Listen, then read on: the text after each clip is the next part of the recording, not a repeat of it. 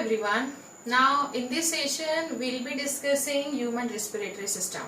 So here you can see I have already give the diagram of this human respiratory system. We'll just quickly see number of organs involved in this system and how the air is passing down up to the lungs that we have to learn today. So for example now here we already have seen the digestive system. So digestive system में हमने पढ़ा है food pipe. Food pipe जो रहेगा, food pipe and wind pipe they are running parallelly with each other. अगर ये wind pipe है तो इसके नेबरिंग फूड पाइप होना चाहिए जो यहाँ होता है. फूड एंड विंड दोनों के लिए अलग जगह नहीं है, दोनों पैरेलली एक साथ ही हमारे बॉडी में एंट्री लेते हैं. सो यस, लैरिंग्स मतलब it's a sound box, because ये जो हम अभी बात कर पा रहे हैं, each and every individual has their unique sound. So ये वॉइस जो है, voice because of this larynx. फिर उसके बाद now you can see this is the trachea. Trachea मतलब जब हम ब्रीदिंग करते हैं तो ब्रीथ करते हैं तो हम नोट से ब्रीथ करते हैं, because it's our sense organ. जो हमने स्कूल में ही पढ़ा है, सेंस ऑर्गन हमारी 5 है. तो ये यहाँ से जब हम ब्रीदिंग करते हैं तो नॉस्ट्रिल से वो एयर जो है वो अंदर जाती है यहाँ, एंड यहाँ जाने के बाद वो ट्रैकिया से ये विंड पाइप मैंने बोला है, विंड पाइप और एयर पाइप भी कंसिडर कर सकते हो आप, उसको बोल सकते हो, because it has to carry air in it. Air मतलब ऑक्सीजन कैरी करती है. सो बट प्योर ऑक्सीजन भी नहीं कैरी करते हैं हम, it's a mixture of gases. So यहाँ से ये जो ट्रैकिया है विंड पाइप, इसमें से वो एयर अंदर आएगा यहाँ आने के बाद नाउ ये जो है let's find out each and every function of organ. So ये ट्रैकिया जो है, this is a wind pipe which carries the air from here like trachea to the lungs. So यहाँ में जो आप ऐसा सेमी सर्क्यूलर जो मैं ड्रॉ कर रही हूँ, तो trachea should be very strong in nature. It's a cartilaginous in nature but at the same time it's a very strong in nature because it has to carry air towards the lungs. फिर यहाँ से ये trachea यहाँ तक आके खत्म हो जाएगा. नाउ आप यहाँ देख रहे हो, यहाँ एक ऐसा 2 बाइफर्गेशंस हो रहे हैं, यहाँ ऐसा डाइवर्जन हो रहा है 2 चीजों में.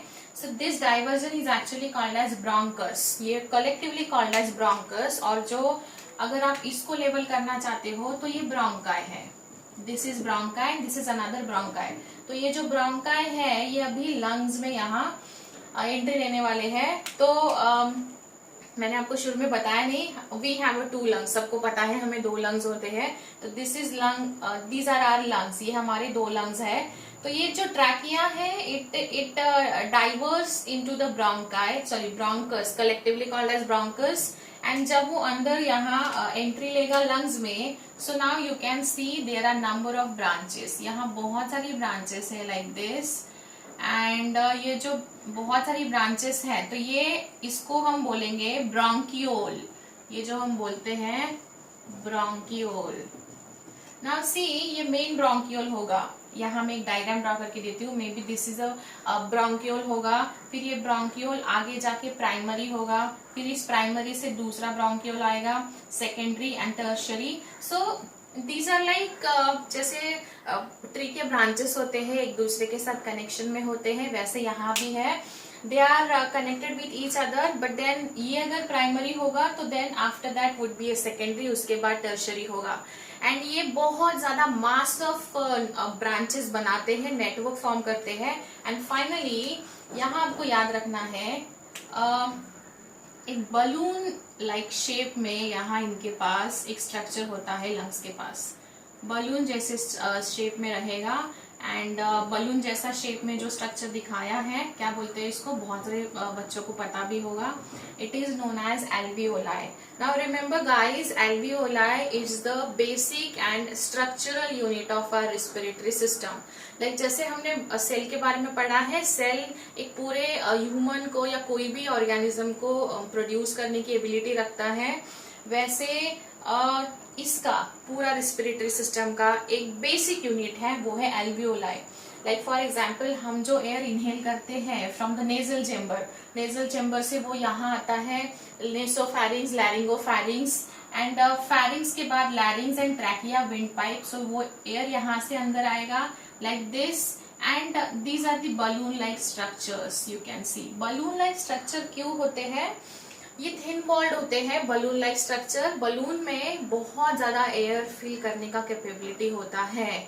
वो दिखता छोटा है लेकिन उसमें एबिलिटी बहुत होती है. तो इसीलिए आपको याद रखना है alveoli is a balloon like structure and which actually increases the surface area for exchange of gases. O2 and CO2 का एक्सचेंज करने के लिए सरफेस इंक्रीज करता है. सो alveoli is a important part of our respiratory system.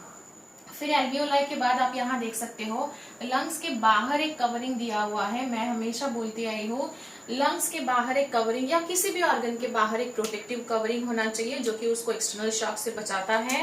So yes, now here it's a pleural membrane. ये जो आप देख रहे हो, ये जो लंग है ऐसा, लंग के बाहर भी एक लेयर होगा उसके साथ ऐसा. दिस वन, ये रेड वन, और उसके साइड में भी एक ये है प्लूरल मेम्ब्रेन जो कि आप ऐसा चेन पैटर्न में देख रहे हो.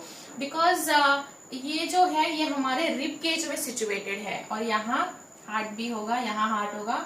सो रिब केज के अंदर, रिब केज मतलब जैसे 12 पेयर्स ऑफ रिब केज हमारे पास प्रेजेंट है जो स्टर्नम से ज्वाइन होते हैं. सो ये जो है यहाँ ये रिब केज होगा. लाइक अगर सपोज मैं ये डायग्राम अगर यहाँ ड्रॉ करूँ तो यहाँ रिब केज होगा. फिर ये हमारे पास ऐसी ये स्टर्नम है, फिर ये रिब केजेस ऐसे है. और रिब केजेस में हमारे रिब केज में 2 lungs and 1 heart is actually protect करके रखा है नेचर ने.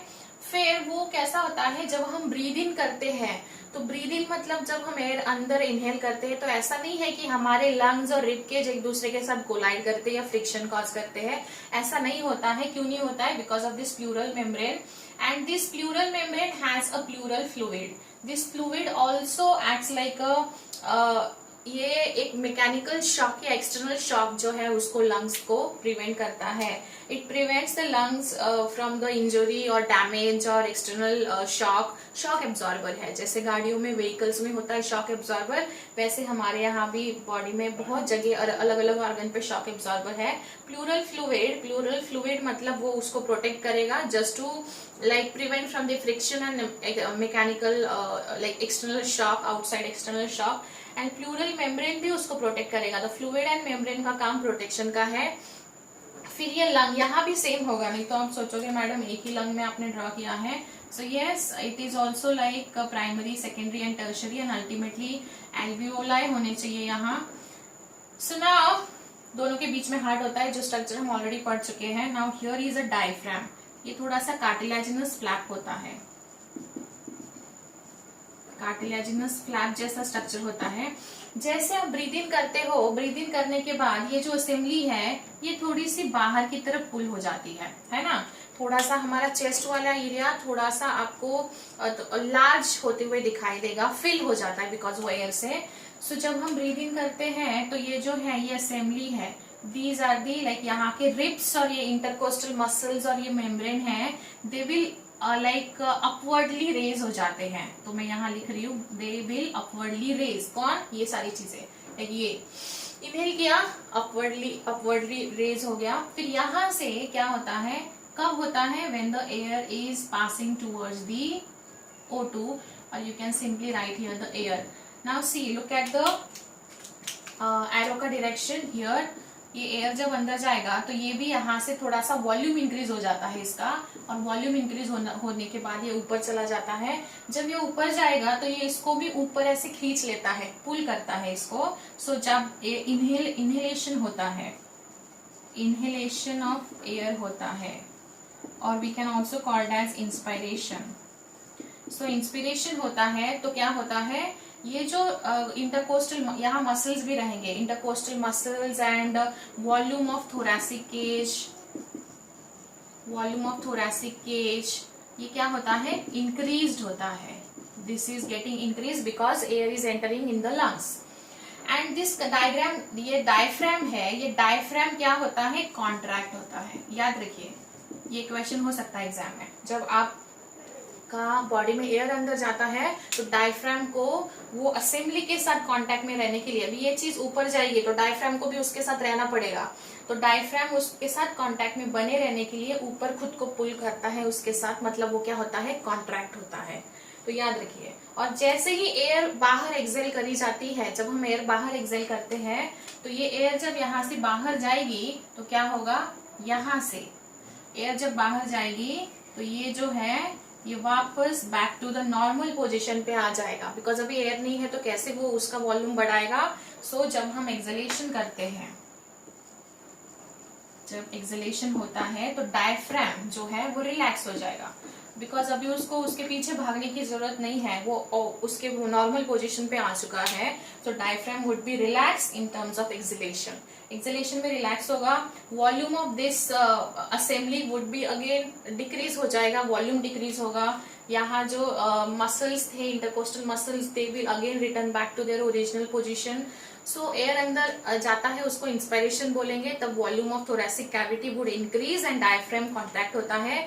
जब इजोलेशन होता है, जब हम एयर बाहर रिलीज करते हैं, एक्सलेशन जिसको बोलते हैं, और एक्सपायरेशन भी बोल सकते हो, तब क्या चीज होती है, ये सारे back to the normal position पे आके डायफ्राम को रिलैक्स करते हैं। ठीक है, इतना याद रखिए, मोर देन सफिशिएंट है। एग्जाम में क्या क्या पढ़ा हमने, this is the sound box, this is a wind pipe. Sound box it is responsible for creating a voice, ये एयर को कैरी करेगा, ये दो चीजों में डिवाइड करके दो लंग्स में दो पार्ट बनाएगा, and these are the bronchioles, primary, secondary and tertiary respectively, and after tertiary they will be forming a number of alveoli, like alveoli structure. Alveoli, it's a balloon like structure जो कि it is just responsible for the increase in surface area for the exchange of gases. And which are these gases?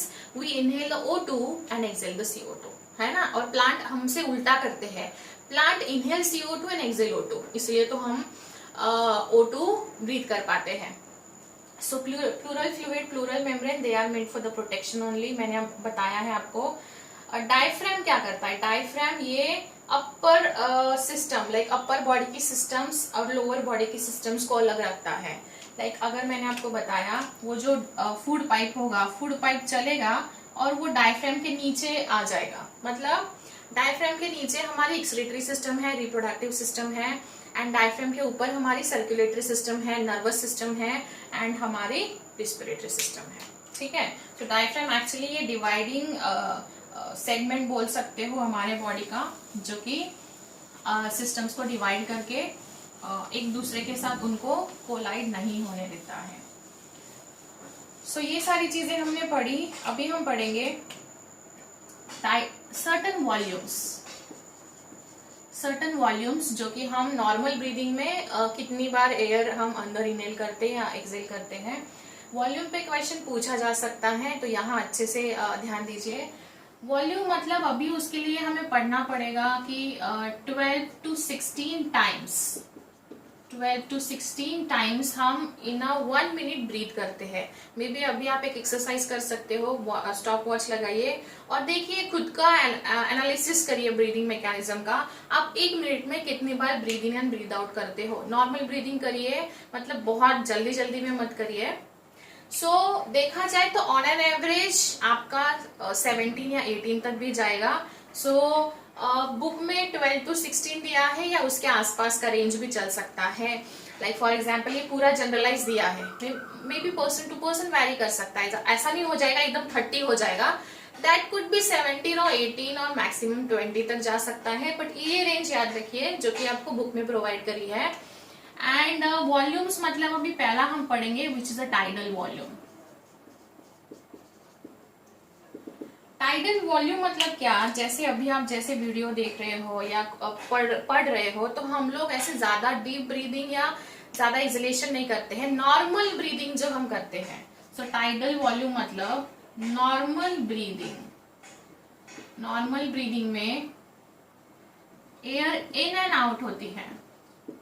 सो वो होता है tidal volume. मतलब हम लोग like समझ लीजिए पहले ये कॉन्सेप्ट क्या है। हम लोग नॉर्मल ब्रीदिंग कर रहे हैं, अभी हम लोग ऐसा नहीं है बहुत ज्यादा डीप इनहेलेशन किया, एक्सहेलेशन किया। नॉर्मली ब्रीदिंग जब होता है तब हमारे बॉडी में अप्रोक्सीमेटली 500 ml एयर जो है वो इनहेल एंड एक्सहेल करी जाती है। एयर को ml में कंसिडर करेंगे हम। तो कितना ml है, 500 ml जो है वो नॉर्मल ब्रीदिंग में हम एयर इनहेल करते हैं। सो नाउ 1 मिनट में आप कितना एयर ब्रीथ कर सकते हो। फिर 1 मिनट में ये एक बार था, मैंने आपको बोला कि आपको स्टॉप वॉच लगा के देखना है आप कितना 1 मिनट में कितनी बार इनहेल करते हो, एक्सेल करते हो, ब्रीदिंग मैकेनिज्म। सो 1 मिनट में अगर आप 16 टाइम्स करोगे तो 16 इंटू 500 करना पड़ेगा, ठीक है। और अगर आप 1 मिनट में मे बी 12 टाइम्स करते हो तो 500, 16 इंटू 500 करना पड़ेगा। तो ये कितना हो जाएगा, ये हो जाएगा 8000 ml जो है ये हम per minute air inhale and exhale करते हैं। इसका कितना हो जाएगा 6000। आपको समझ में आ रहा है? ये एक बार मैं बोल रही हूँ। ब्रीद इन किया, ब्रीद आउट, ये मेरा फोर्सफुली हो गया अभी मतलब, बट हम नॉर्मल ब्रीदिंग में जो अभी आप कर रहे हो ब्रीदिंग वो तो 1 मिनट में generally on an average human being generally inhale and exhale 8000 ml और 6000, वो डिपेंड करेगा आपका नंबर। अगर अभी आपका 17 आ रहा है तो 7 इंटू 500 करिए, अगर 18 आ रहा है तो 18 इंटू 500 करिए, ठीक है। बट टाइडल वॉल्यूम याद रखिए, it's a normal breathing mechanism, जब नॉर्मली ब्रीद इन हो रहा है, ब्रीद आउट हो रहा है। सो ये लिख लीजिए। नाउ नेक्स्ट टाइडल वॉल्यूम के बाद है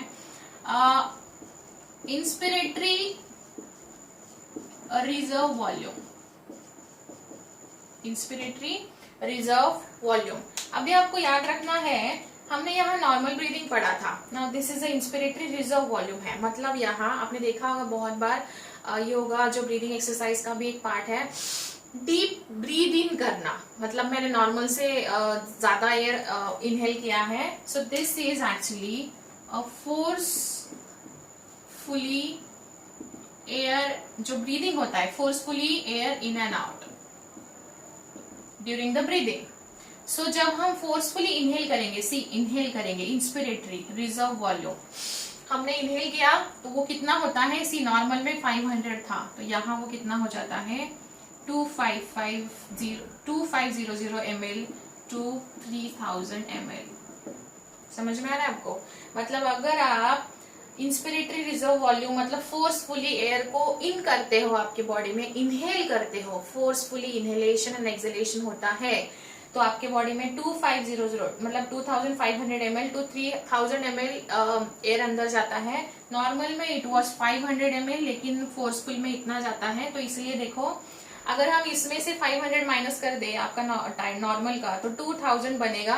2000 ml एयर आप जब ब्रीथिंग एक्सरसाइज करते हो तब एक्स्ट्रा आपके बॉडी में जाती है। इसका मतलब ये है कि ब्रीदिंग एक्सरसाइज हमारे लिए बहुत इंपॉर्टेंट होती है, ज्यादा से ज्यादा ऑक्सीजन हमारे ब्रेन को या पूरे बॉडी पार्ट को मिलता है, तो इसलिए ब्रीदिंग एक्सरसाइज आपको बेनिफिशियल होती है। तो ये इंस्पिरेटरी मतलब इन कर लिया हमने फोर्सफुली, बट अगर फोर्सफुली इन भी हो रहा है, लाइक यहाँ अभी याद रखो फोर्सफुली इन किया आपने, इनहेलेशन, फोर्सफुली इनहेलेशन किया आपने, इनहेलेशन। अभी अगला है एक्सपिरेटरी रिजर्व वॉल्यूम। अभी वो जो फोर्सफुली इनहेल किया था वही आपको क्या करना है, अभी बॉडी से आउट करना है। तो forcefully air exhalation, forcefully air exhalation आपको करना है। कितना भी फोर्सफुली एयर आप एक्सहेलेशन करोगे तो दैट वुड बी कितना ml रहेगा, 1100 to 1200 ml रहेगा। कितना भी फोर्सफुली एक्सपायरेशन किया तो भी आप इतना ही एयर बाहर आपके बॉडी के रिलीज कर पाते हो। सो मे बी इसके शॉर्ट फॉर्म में आपको पूछा जाएगा, this is TV tidal volume normal breathing, this is IRV inspiratory, याद रखिए बस इतना देखना है। ये रिजर्व तो है ही, बिकॉज रिजर्व किया है हमने।